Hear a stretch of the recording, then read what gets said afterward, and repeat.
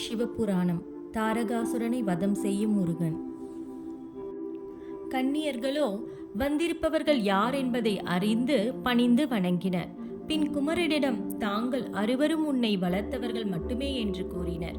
உன்னை ஈன்றவர் அனைத்திற்கும் தாயான பார்வதி தேவி என்று உரைத்தனர். இதை சற்றும் எதிர்பாராத குமரன் மிகுந்த குழப்பத்திற்கு ஆளானார். பின்பு எம்பெருமான் குமரனின் பிறப்பில் உள்ள அவசியம் பற்றி எடுத்துரைத்தார். ஒரு புறம் தன்னை ஈன்றவர்கள், மறுபுறம் தன்னை வளர்த்தவர்கள் என மனதில் குழப்பத்துடன் இருந்தார் குமரன். பின் 6 கன்னியர்களும் முருகனிடம் சென்று அனைத்தையும் அவர் புரியும் பொருட்டு எடுத்துரைத்தனர். தாங்கள் இந்த பிரபஞ்சத்திற்கு வந்தபோது இருந்த நிலையையும் எடுத்து கூறி பார்வதி தேவியின் மகத்துவத்தை எடுத்துரைத்தனர். பின் தன்னை ஈன்ற தாயிடம் சென்று தங்களிடம் அவ்விதம் கூறியமைக்கு மன்னிக்க வேண்டினார் குமரன். பின் குமரன் பார்வதி தேவி தன் தாயாக முழு மனதோடு ஏற்றுக்கொண்டார். குமரனுக்கு குழந்தை முதலே கார்த்திகை பெண்களான 6 பாலூட்டி சீராட்டி வளர்த்து வந்தார்கள்.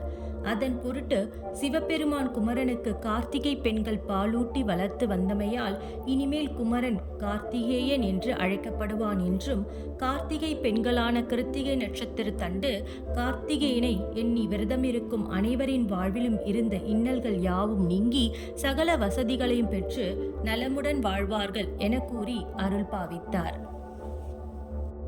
பின் சிவபெருமான் பார்வதி தேவி மற்றும் கார்த்திகேயனுடன் கைலாய மலைக்கு வந்தனர். பின்பு தேவர்களின் அரசனான தேவேந்திரன் இனியும் காலம் தாமதிக்காமல் தாரகாசுரன் மீது படையெடுத்து அவனை சம்காரம் செய்ய வேண்டும் என எம்பெருமானிடம் உரைத்தார். தேவேந்திரன் கார்த்திகேயனை படைக்கு தலைவனாக்கி பின் தாரகாசுரனோடு போர் புரிய தயாராக வேண்டும் என்று கூறினார். தேவேந்திரன் தேவர்கள் அடங்கிய படையை யுத்தத்திற்கு தயாராக இருக்கும் பொருட்டு அனைத்து ஏற்பாடுகளையும் கவனித்தார்.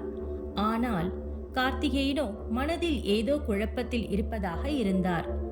இதை உணர்ந்த எம்பெருமான் தன் அம்சமான 11 ருத்ரங்களில் அவதாரங்களில் இருந்து 11 ஆயுதங்களை கார்த்திகேயனுக்கு வழங்கினார்.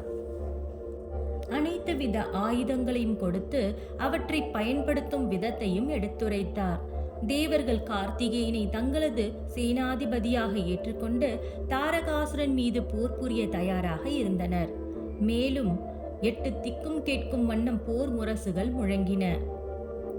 தாரகாசுரனிடம் அசுர ஒற்றர்கள் சிவபுத்திரன் வருகையை பற்றியும் தேவர்கள் போருக்கு தயாராக இருப்பது பற்றியும் கூறினர். தாரகாசுரனும் அசுரர்களின் படைகளும் அவர்களின் தலைநகரை அடுத்துள்ள சோனிதபுரத்தில் தயார் நிலையில் இருந்தனர். பின் பார்வதி தேவியை பார்த்த எம்பெருமான் நம் மைந்தனுக்கு போரில் வெற்றி கொள்ள ஆயுதம் ஒன்றை வழங்க சொன்னார். உமாதேவி தனது சக்தியை ஒரு பகுதியாக தனது மைந்தனுக்கு அளித்தார். அதாவது பஞ்சபூதங்களை ஒரு சேர அழிக்க கூடியதும், எவர் மீது விடுத்தாலும் அவர்களின் வலிமைகளையும் தாண்டி அவரின் உயிரை எடுக்கக்கூடிய வல்லமை கொண்ட வேலாயுதத்தை பார்வதி தேவி கார்த்திகேயனுக்கு அளித்தார். பார்வதி தேவி கார்த்திகேயனிடம், என்னுடைய அம்சமான இந்த வேலானது உன் மனதில் எதை நினைத்து விடுகிறாயோ அதை நீ எவ்விதம் நினைத்தாயோ அவ்விதம் முடித்து மீண்டும் உனது கரங்களுக்கே வந்து சேரும் என கூறினார். பின் தனது தாய் தந்தையிடம் ஆசி பெற்ற முருகன் படைகளுக்கு தலைமை தாங்கி அசுரர்கள் இருக்கும் இடத்திற்கு சென்றார். அவ்வேளையில் முருகனின் உருவத்தை பார்த்து தாரகாசுரன் ஏளனம் செய்தான். அதாவது, ஒரு சிறுவனை நம்பி அனைத்து தேவர்களும் இன்று தாரகாசுரனின் மாபெரும் படைகளால் உயிரிழக்கப் போகிறீர்கள் என்று கூறி எள்ளி நகையாடினாள். தாரகாசுரன் முருகனை பார்த்து எள்ளி நகையாடினான். ஆனால் சிவனின் மைந்தனான குமரனோ எவ்விதமான கலக்கமும் இன்றி உருவத்தை எண்ணி யாரையும் நம்பிவிடக் கூடாது என்று கூறியவுடன் போர் முரசுகள் முழங்கின. அப்போது தேவர்களுக்கும் அசுரர்களுக்கும் யுத்தமானது தொடங்கியது. வித்தைகளின் உதவியால் தாரகாசுரன் முருகனின் முன்னால் போர் தொடுத்ததும் அவரின் ஒவ்வொரு மாய தோற்றத்தையும், சிவபெருமான் அருளிய ஆயுதங்களையும், பராசக்தியின் அம்சமான வேலினை கொண்டும் தாரகாசுரன் முயற்சிகள் யாவும் முறியடிக்கப்பட்டன. தேவர்களின் வலிமையும் அதிகரித்து கொண்டே போனது. இழப்பானது தேவர்களிடம் குறைவாகவும் அசுரர்களிடம் அதிகமாகவும் ஏற்பட்டது. ஒரு சிறிய பாலகனிடம் தாம் பயின்ற அனைத்து மாய சக்திகளையும் பிரயோகம் செய்து நமக்கு தோல்வியே ஏற்படுகின்றது என எண்ணிய தாரகாசுரன் தனது முயற்சியை விடாது ஒவ்வொரு முறையும் புதுவிதமான அஸ்திரங்களை கொண்டு போரிட்டான். யுத்தமானது 2-3 நாட்கள் என 10 நாட்கள் வரை நீடித்தது.